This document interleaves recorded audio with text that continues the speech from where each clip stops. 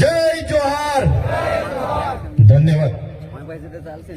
આજની કવાંટની ક્રાંતિકારી ભૂમિ પર પરિવર્તન સભામાં અહીં મારી સાથે મંચસ્થ ઉપસ્થિત છોટાઉદેપુર લોકસભાના ઇન્ચાર્જ એવા મુકેશભાઈ બારિયા, છોટાઉદેપુર જિલ્લાના આમ આદમી પાર્ટીના પ્રમુખ એવા રાધિકાબેન રાઠવા, જેમને આપણે હમણાં સાંભળ્યા એવા મારા નર્મદા જિલ્લાના આમ આદમી પાર્ટીના પ્રમુખ એવા નિરંજનભાઈ વસાવા, આજે 3000 કાર્યકરો સાથે જેઓ વિધિવત રીતે આમ આદમી પાર્ટીમાં જોડાયા છે એવા પરેશભાઈ રાઠવા, સાથે લગામીથી પધારેલા અમારા યુવાન સાથી અને યુવાન આગેવાન એવા રાજેશભાઈ રાઠવા, સાથે આપણા સૌના વડીલ ડુંગરીના માજી સરપંચ એવા ભંગિયાભાઈ રાઠવા, સાથે આપણા કવાંટ તાલુકાના આમ આદમી પાર્ટીના પ્રમુખ એવા નવસિંહભાઈ રાઠવા, સાથે જે આપણા વડીલ છે, દરેક સભાઓમાં અમે એમને આમંત્રણ આપીએ અને અમારું માન રાખીને દરેક સભામાં પોતાની હાજરી હોય એવા સરપંચ શ્રી નેમસિંહભાઈ, એમના પુત્ર અને આથા ડુંગરી પંચાયતના સરપંચ એવા આપણા રતનસિંહભાઈ રાઠવા, આજે જેઓ આપણી સાથે વિધિવત રીતે જોડાયા છે એવા આંબા ડુંગરના સરપંચ શ્રી નેવસિંહભાઈ અને મંચસ્થ તમામ વડીલો, તમામ આગેવાનો, મારી સામે બેઠેલા મારા પિતા તુલ્ય વડીલો, માતા તુલ્ય મારી માતાઓ, મારા મિત્ર સમાન મારા યુવાન સાથીઓ, કર્મચારીઓ, મીડિયાના મિત્રો, પોલીસ અધિકારીઓ, બધા જ માટે એકવાર આપણે જોરદાર તાળીઓ પાડી લઈશું. સાથીઓ, મંચ પર તમે જોઈ લો, જેટલા પણ અહીંયા આગેવાનો બેઠા છે, એ ચાહે ભંગિયા રાઠવા હોય, રાધિકા રાઠવા હોય, રાજેશભાઈ રાઠવા હોય, એ ચાહે પરેશભાઈ રાઠવા હોય, નિરંજન વસાવા હોય, નવસિંહભાઈ સરપંચ હોય કે અમારા નાગરભાઈ રાઠવા હોય, અમારા મુકેશભાઈ બારિયા હોય કે ચૈતરભાઈ વસાવા હોય, હર હંમેશ અમે લોકો માટે અવાજ ઉઠાવતા તમે જોયા હશે. તમે મોબાઈલ ખોલતા હશો તો અમે લોકો માટે લડતા હશે, વિડીયો તમારામાં આવતા હશે. અમે લોકો માટે અવાજ બનતા હશે, એમની રજૂઆત કરતા હશે, લોકોને ન્યાય મળે એની વાત કરતા હશે, એના વિડીયો તમે હર હંમેશ જોતા હશો. અને એક બાજુ ભાજપના નેતાઓ, તમે તમારા નેતાઓ તરફ જોઈ લો, એ નેતાઓ તમને ધમકાવવાનું કામ કરતા હશે, એમના વિડીયો ડરાવતા આવતા હશે, ધમકી આપતા આવતા હશે, એમના ફોન આવતા હશે, મીટર કાપી લઈશું, કેસ થશે, પોલીસ મોકલી દઈશું, પાણી નહીં મળે, ઝૂંપડું નહીં મળે, એવી વાત કરીને ડરાવે છે કે નથી ડરાવતા? ભાજપના નેતાઓ ડરાવે છે ને? ત્યારે એક બાજુ લોકોના અવાજ બનવા વાળા લોકો અમે બેઠા છે, તમારી લડાઈ લડવા વાળા લોકો અમે બેઠા છે, અને એક બાજુ આપણા લોકોને ડરાવવાની, ધમકાવવાની, દબાવવાની, રેડ પડાવવા વાળા લોકો બેઠા છે. ત્યારે એની સામે જે આજે તમારી હજારોની ઉપસ્થિતિ છે, તો આ મંચ પરથી મને એટલી ખાતરી થઈ ગઈ છે, એટલો વિશ્વાસ થઈ ગયો છે કે આવનારા દિવસોમાં આજે જે તમારી ઉપસ્થિતિ અમને બતાવે છે કે આવનારા દિવસોમાં જો આ વિસ્તારમાં ક્રાંતિ થશે તો આપણા છોટાઉદેપુર તાલુકાની ધરતી પરથી ક્રાંતિ થવાની છે. 2 દિવસ પહેલા અહીંયા કેબિનેટ મંત્રી આવ્યા હતા ને? એમના સાંસદ, એમના મંત્રી, એમના માજી મંત્રી, બધા જ લોકો આવ્યા અને એમણે એમના સરકારે લોકો માટે શું કર્યું એની વાત નહીં કરી. 30 વર્ષના શાસનમાં શિક્ષણમાં શું કર્યું, આરોગ્ય માટે દવાખાનામાં ડોક્ટરો, સાધનો શું કર્યા, કેટલા લોકોને સિંચાઈના બોર કરી આપ્યા, કેટલા ગામોમાં રસ્તા બાકી છે, કેટલા ગામોમાં આંગણવાડી કેમ બાકી છે, શાળાઓ કેમ બનતી નથી, યુવાનોને રોજગારી કેમ મળતી નથી, મનરેગામાં બચુભાઈ ખાબડના દીકરાએ કઈ રીતના કૌભાંડ કર્યું, નળમાંથી પાણી કેમ આવતું નથી, એની એક પણ નેતાએ વાત કરી નથી. બધા જ નેતાઓએ કીધું કે બહારના લોકો અહીંયા આવે છે, અમારા લોકોને ગેરમાર્ગે દોરે છે અને જતા રહે છે. ભાઈ, તમે ગેરમાર્ગે દોરાઈને અહીંયા આવ્યા છો? બધા ગેરમાર્ગે દોરાઈને અહીંયા આવ્યા છો? તો આ નેતાઓ તમે જોઈ લો. ભાઈ, તમે 30 વર્ષમાં તમારી સરકારમાં શું કર્યું? કવાંટમાં કેમ તમે તુરખેડામાં આજ દિન સુધી રસ્તો નથી બનાવ્યો? આજે કવાંટના કેટલાય ગામોમાં આંગણવાડી નથી બનાવી, આજે કેટલાય ગામોના બાળકો શાળામાં ભણે છે પણ ઓરડાઓ નથી, એની વાત કેમ નથી કરતા? આજે ભાજપના નેતાઓ 10 વર્ષ પહેલા ફટફટિયા પર ફરતા હતા કે નહોતા ફરતા? ફટફટિયા પર ફરતા હતા ને? બધાને આજે 4 વ્હીલો થઈ ગઈ, 2-3 જગ્યાએ બંગલા થઈ ગયા, પણ આપણા બાળકો માટે આંગણવાડી થઈ નથી. આપણા બાળકો ભણવા માંગે છે, એમના સાંસદના પંપ થઈ ગયા. બહારથી આવેલા મંત્રીએ તો જ્વેલર્સમાં પાર્ટનરશિપ લઈ લીધી, સાપુતારામાં હોટલો ખોલી દીધી, બોમ્બેમાં હોટલો ખોલી દીધી, પણ આપણા બાળકો માટે નિશાળનો ઓરડો બન્યો નથી. ત્યારે આદિવાસી બજેટમાંથી કરોડો રૂપિયા કમાઈને બેઠેલા, કરોડો રૂપિયા ખાઈને બેઠેલા, તાજા માજા થયેલા નેતાઓ અહીંયા આવે છે અને ચૈતર વસાવા આમ કરે, તેમ કરે, ફલાણું કરે, ઢીકણું કરે. અમે એમને કહેવા માંગીએ છીએ, જો તમે આધા ડુંગરનો પ્રોજેક્ટ આજે ને આજે રદ કરાવી દો, લેખિતમાં અમને આપી દો, તમે કવાંટની તમામ આંગણવાડીઓ બનાવી દો, તમે 28 ગામને જે પ્રોજેક્ટ એમઓયુ એનટીપીસી સાથે થયું છે રદ કરાવી આપો, તમે આ વિસ્તારમાં રોજગાર આપી દો, તમે નર્મદાનું પાણી અહીંયા આપી દો, તમે રામી ડેમના વિસ્થાપિતોને વળતર નથી વળતર આપી દો, તમે હાપેશ્વરમાંથી અમારા લોકોને પાણી આપી દો, તે દિવસે ચૈતર વસાવા તમારા બધા જ નેતાઓના જાહેર મંચ પરથી વખાણ કરવા પર તૈયાર છે. તમારે કંઈ કરવું જ નથી અને અમે આવીને અમારા લોકોને ન્યાયની વાત કરીએ એટલે તમે ચૈતર વસાવા આમ છે, તેમ છે, ફલાણું છે, ઢીકણું છે કરો છો. સાથીઓ, આ લોકોની હકીકત શું છે તમને ખબર નહીં હશે. અત્યાર સુધી આ લોકોએ 5 વર્ષ ધારાસભ્યમાં કોંગ્રેસ વાળાને મોકો આપે, 5 વર્ષ ભાજપ વાળો રાજ કરે, 5 વર્ષ તાલુકાનો પ્રમુખ કોંગ્રેસનો બને, 5 વર્ષ ભાજપનો બને. આવી રીતના આઝાદીના 78 વર્ષ સુધી આપણા લોકોનો ઉપયોગ કર્યો છે. હવે અમારા જેવા લોકો આવ્યા અને અમારા જેવા લોકોએ હિસાબ માંગ્યો કે ભાઈ તમે મનરેગામાં આટલું મોટું કૌભાંડ કેમ કર્યું, ભાઈ તમે નલ સે જલમાં કૌભાંડ કેમ કર્યું, ભાઈ તમે કોને પૂછીને આંબા ડુંગરમાં 28 ગામોને વિસ્થાપિત કરવાનો પ્રોજેક્ટ લાવ્યા છો, ભાઈ તમે કેમ હાઇડ્રો પ્રોજેક્ટ લાવ્યા છો, ભાઈ તમે અહીંયા પુલ કેમ નથી બનાવતા પાવી જેતપુરનો, ભાઈ તમે તુરખેડાની બહેનો માટે રોડ કેમ નથી બનાવતા, ભાઈ તમે અહીંયા દવાખાનામાં ડોક્ટરો કેમ નથી મૂકતા. એમ કરીને અમે આવીને સરકારમાં રજૂઆત કરીએ એટલે આ લોકોને ગમતું નથી. એ લોકોને એવું છે કે ભાઈ આપણે તો મામા ભાણિયા બનીને રાજ કરતા હતા, હવે ત્રીજો મોરચો આવી ગયો છે. થયું કે નહીં થયું? એ લોકોને અત્યાર સુધી મામા ભાણિયાએ કીધું કે ગુજરાતમાં ત્રીજો મોરચો નથી ચાલવાનો, ત્રીજી પક્ષ નથી ચાલવાનો, એવો પ્રચાર હતો ને આ લોકોનો. ત્રીજો મોરચો ચાલવાની વાત તો દૂર, આ ત્રીજો મોરચો દોડવા લાગ્યો છે કૌભાંડમાં. આજે આખા બજારમાં દોડી ફરે છે. આજે ત્રીજો પક્ષ આખા ગુજરાતમાં દોડે છે. એટલા માટે આ લોકોને ડર પર બેસી ગયો છે કે ભાઈ હવે તો મામા ભાણિયા આપણે વેવાય હતા, વેવાય વટુલોમાં 5 વર્ષ તમે કરતા હતા, 5 વર્ષ મારો વારો હતો, હવે તો આ બધા નવા આવ્યા છે એ લોકો હવે લઈ જશે. એટલે બંને બાજુના નેતાઓ ભેગા થઈને એકલા ચૈતર વસાવા અમારા ટીમોને રાતે પણ યાદ કરે છે. રાતે ઊંઘમાં પણ અમે દેખાઈએ છીએ, રાતે સપનામાં પણ ચૈતર વસાવા દેખાય. એટલે રાતે ઉઠીને 1 ગ્લાસ માટલાનું પાણી પીવું પડે ને સવારે અમે ઉઠીને જોઈએ તો મોબાઈલમાં એ લોકોના વિડીયો આવી જાય છે. સવારે એ લોકોના વિડીયો મારા મોબાઈલમાં આવી જાય છે. હા, પેલા બાજુના સાંસદો પણ, આ બાજુના સાંસદો પણ, મંત્રીઓ, તંત્રીઓ, ચૈતર વસાવા, ચૈતર વસાવા, ચૈતર વસાવા, ચૈતર વસાવા. એટલે અમારા જેવા સામાન્ય પરિવારના લોકો રાજનીતિમાં આવ્યા. આજે પરેશભાઈ જેવા રાજનીતિમાં આવ્યા, રાજેશભાઈ રાજનીતિમાં આવ્યા, નિરંજનભાઈ રાજનીતિમાં આવ્યા અને અમે ચોખ્ખી રાજનીતિ કરીએ છીએ. ઈમાનદારીપૂર્વક, પ્રમાણિકપૂર્વક અમારા લોકોને ન્યાય મળવો જોઈએ એની વાત કરીએ છીએ, શિક્ષણ મળવું જોઈએ એની વાત કરીએ છીએ. એટલા માટે હવે આ લોકોને ખબર પડી કે આપણી તો સત્તા જવાની, આપણી તો ખુરશી જવાની. અત્યાર સુધી તો ખોટું બોલીને મત લીધા, હવે ચાલવાનું નથી. ત્યારે આજે નેતાઓ પણ રોડ પર ઉતરીને 2 હાથ જોડે છે.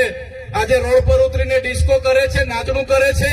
આવનારા દિવસોમાં અમારી ટીમ એટલી મહેનત આ વિસ્તારમાં કરશે તમારા માટે, એટલા પ્રયાસ આ વિસ્તારમાં કરશે કે તમારા સાંસદ, તમારા મંત્રી તંત્રી, તમારા તલાટી કમ મંત્રી તમને નહોતા મળતા ને, થોડા દિવસ ખાલી અમને આપો, આ તમારા મંત્રી તંત્રીઓ તમારા ગામડે ગલીએ ગલીએ અમે ફરતા કરી દઈશું.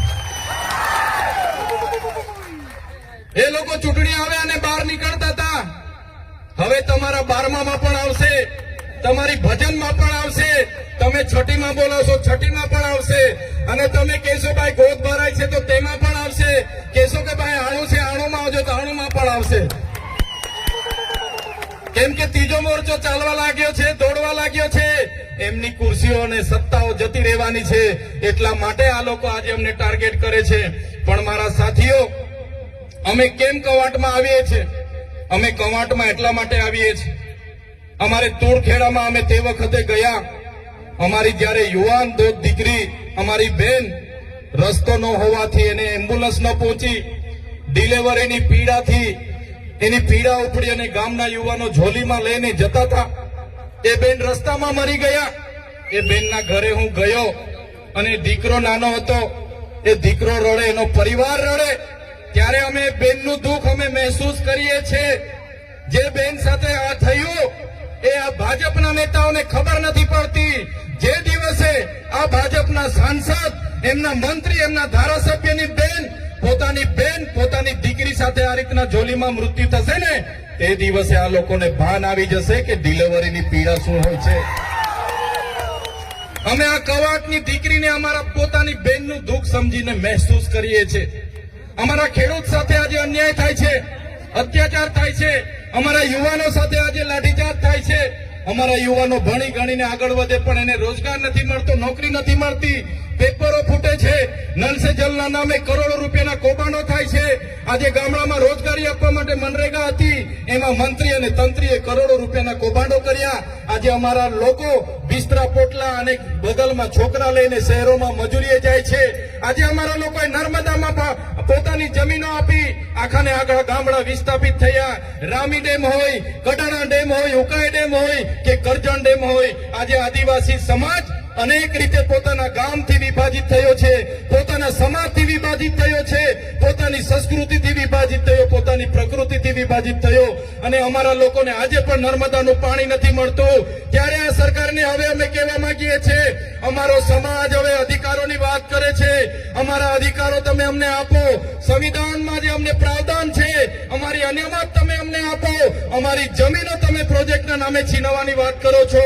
ત્યારે આ મંચ પરથી કહેવા માંગીએ છે, આંબા ડુંગરમાં જે 28 ગામોને તમે વિસ્થાપિત કરવા માટેનું જે ગેજેટ બહાર પાડ્યું છે, ત્યારે આ કવાંટની ધરતી પરથી ભારતીય જનતા પાર્ટીના તમામ નેતાઓને, એમના મુખ્યમંત્રીને, એમના નાયબ મુખ્યમંત્રીને આ મંચ પરથી કહેવા માંગુ છું, અમારા આંબા ડુંગર વાળાના એક પણ લોકોને તમે છંછેડશો, તે દિવસે આંબા ડુંગરના લોકો માટે અમે અમારું ધડ આપી દેવા માટે પણ તૈયાર છે.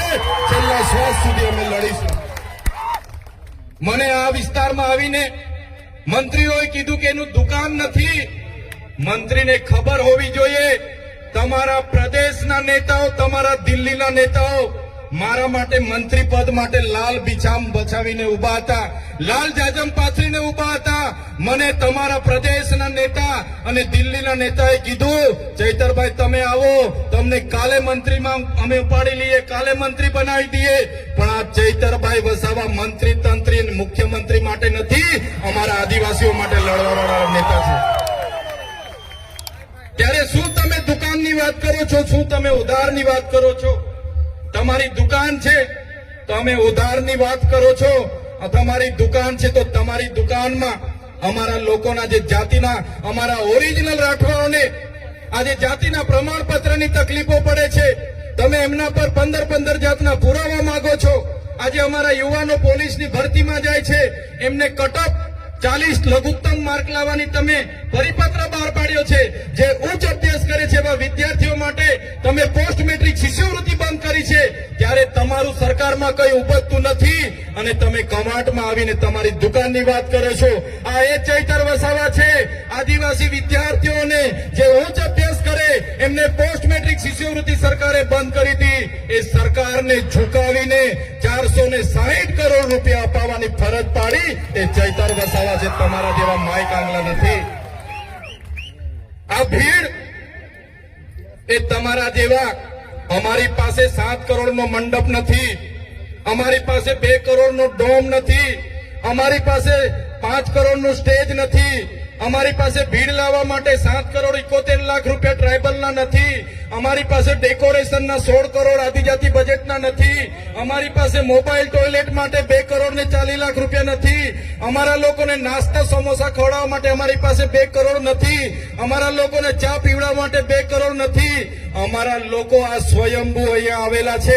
આ લોકો કોઈ દારૂ ચિકન માટે આવ્યા નથી, આ લોકો કોઈ પૈસા માટે આવ્યા નથી. આ લોકો સ્વયંભૂ આવેલા છે અને એ લોકોની આત્મા આજે જાગી ગયેલી છે. ત્યારે તમે બધાને પણ વિનંતી કરું છું, તમારી આત્મા આજે જાગી છે, બીજા 10 જણની પણ આત્મા જગાડો અને આવનારા દિવસોમાં છોટાઉદેપુરમાંથી ભારતીય જનતા પાર્ટી હોય કે કોંગ્રેસ હોય એમના સુપડા સાફ તમે કરી દો.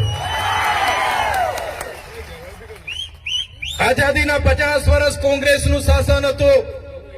એ જમાનામાં ડેમોની પરિયોજનાઓ બની, એમના એમઓયુ થયા, પ્રોજેક્ટો થયા, રોડ થયા, કોરિડોર થયા, નહેરો નીકળી, હાઈ ટેન્શન લાઈનો નીકળી અને બધા જ પ્રકારના પ્રોજેક્ટો થયા. એ જ પ્રકારે ભારતીય જનતા પાર્ટીની 30 વર્ષની શાસનમાં એનું અમલ થયું. આજ દિન સુધી પૈસા એક નથી લાગુ, અનુસૂચિ 5 લાગુ નથી.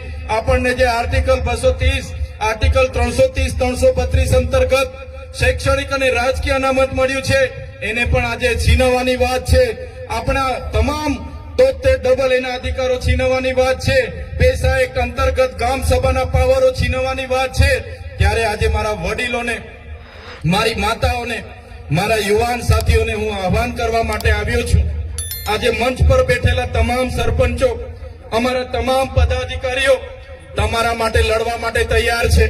આ ચૈતર વસાવા તમારા માટે છેલ્લા શ્વાસ સુધી લડવા તૈયાર છે. પણ મારા વડીલો, મારી માતાઓ, મારા યુવાન સાથીઓ, તમને હું વિનંતી કરવા માટે આવ્યો છું કે હવે તમે તૈયાર થઈ જાઓ. આ લોકોના જૂઠા વાયદાઓમાં નથી આવવાનું. આપણી અસ્મિતા બચે, આપણી સંસ્કૃતિ બચે, આપણી જમીન બચે એ માટે આપણે બધાએ તૈયાર થઈને હવે આવનારી ચૂંટણીમાં ઈંટનો જવાબ પથ્થરથી આપી દેવા માટે તમારે તૈયાર રહેવું પડશે. અહીંયા મંત્રી આવ્યા હતા 2-3 દિવસ પહેલા. એમણે કીધું એવો તો કોઈ પ્રોજેક્ટ આંબા ડુંગરનો નથી, એવો તો કોઈ પ્રોજેક્ટ હાઇડ્રો પાવરનો નથી. ત્યારે સાથીઓ, એ મંત્રીની જેમ હું હવામાં વાત કરવા નથી આવ્યો. એ મંત્રીને હું કહેવા માટે આવ્યો છું.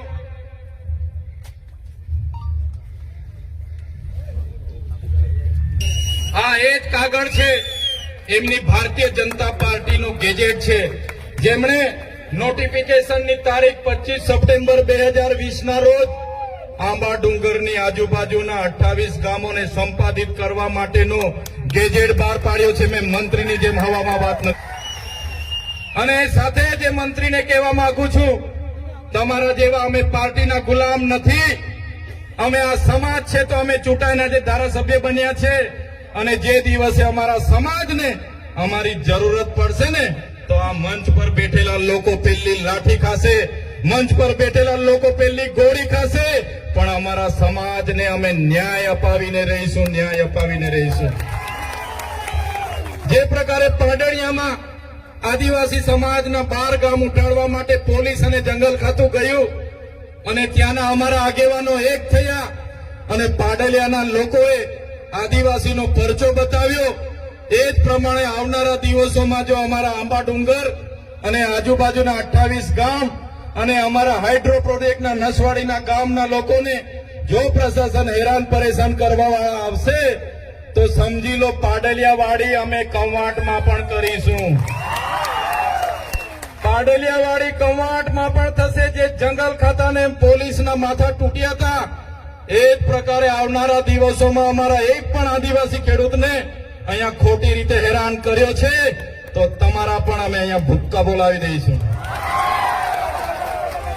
સાથીઓ, આ લોકોને ટેવ પડી ગયેલી છે સત્તામાં બેસીને પોલીસનો ઉપયોગ કરવાનો, જંગલ ખાતાનો ઉપયોગ કરવાનો. પણ આ મંચ પરથી કહેવા માંગુ છું, આજે જેટલા પણ આ કાર્યક્રમમાં પોલીસ વ્યવસ્થા માટે, કાયદો વ્યવસ્થા માટે ઉભા છે, પોલીસ માટે એકવાર જોરદાર તાળીઓ પાડી લો. જે પોલીસ અધિકારીઓ સંવિધાન પ્રમાણે સુરક્ષા, શાંતિ અને સલામતીનું કામ કરે છે, સેવાનું કામ કરે છે, એવા ઈમાનદાર, પ્રામાણિક અને નિષ્ઠાવાન પોલીસ અધિકારીઓને ચૈતર વસાવાના કળ ખાતે સલામ કરું છું મેં. પણ એ પોલીસ અધિકારીઓને પણ કહેવા માંગુ છું, જે ભ્રષ્ટાચારી છે, જે સાંસદ, ધારાસભ્ય, એમના મંત્રી તંત્ર, એમના ભાજપના નેતાઓના ઇશારે અમારા લોકોને હેરાન પરેશાન કરવાનું કામ કરે છે, એસી ચેમ્બરમાં બેઠેલા એસપીના ઇશારે, આઈજીના ઇશારે અહીંયા ખોટી રીતે દંડો ઉઘરાવે છે, રેડ પાડે છે, એ પોલીસ અધિકારીઓને પણ કહેવા માંગુ છું, અમારા લોકોને હેરાન પરેશાન કરવાનું છોડી દેજો, બંધ કરી દેજો. ખોટા કેસ કરવાનું બંધ કરી દેજો. નહીં તો જે દિવસે અમે રોડ પર ઉતરીશું ને, તે દિવસે તમારા બધા જ પોલીસ અધિકારીઓ જે એસી ચેમ્બરમાં બેસીને આદેશો કરે છે, એમના પણ અમે હિસાબ કિતાબ કરી દઈશું. સાથે જંગલ ખાતું, આ આદિ અનાદિકાળથી અમારો સમાજ આ જંગલમાં વસનારો છે. આદિવાસી એટલે આદિ અનાદિકાળથી વસનારો આદિવાસી.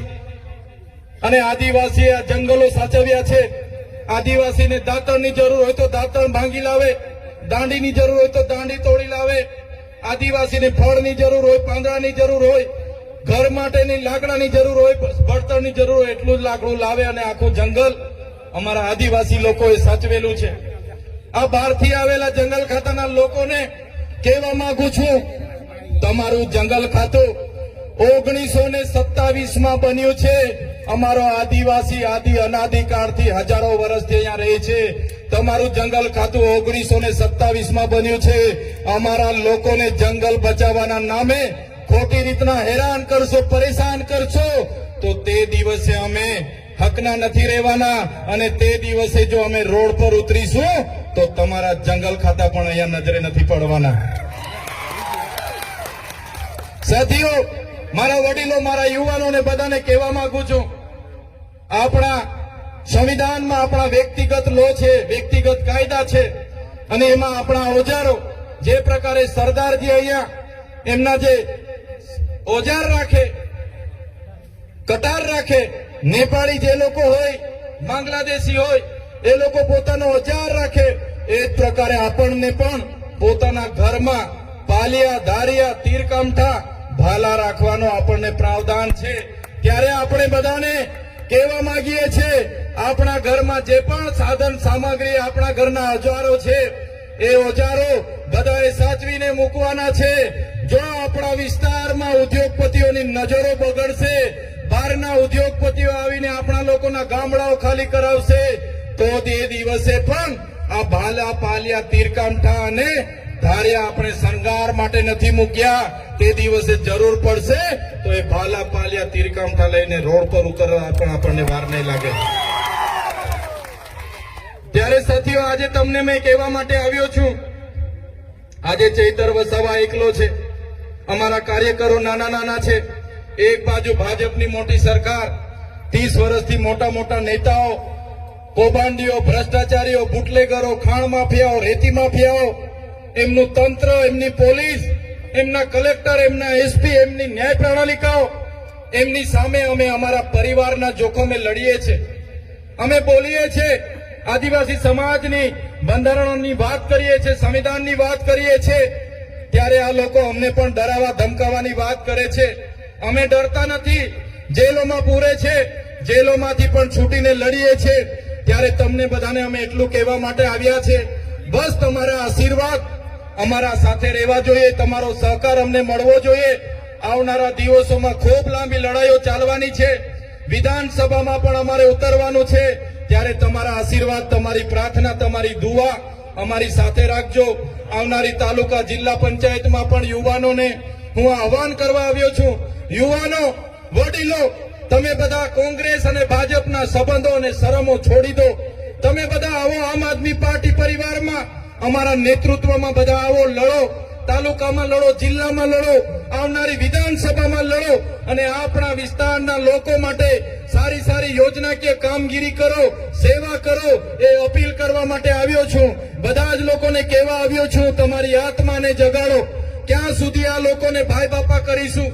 અનાજ માટે લાઈન પર હાથ જોડીશું, બેંક માટે લાઈન પર હાથ જોડીશું, જાતિના દાખલા માટે લાઈન પર હાથ જોડીશું, યોજના માટે, ઝૂંપડા માટે હાથ જોડીશું. ક્યાં સુધી આપણે મીટર માટે હાથ જોડીશું? બસ હવે પરિવર્તન માટે તમે તૈયાર થઈ જાઓ અને અમારા નેતૃત્વમાં આમ આદમી પાર્ટીમાં આવનારી તાલુકા જિલ્લા પંચાયતની સત્તા તમે સંભાળવા મેદાનમાં ઉતરી જાઓ. આ વાત સાથે આજના આ કાર્યક્રમમાં આપ સૌ મોટી સંખ્યામાં અહીંયા પધાર્યા.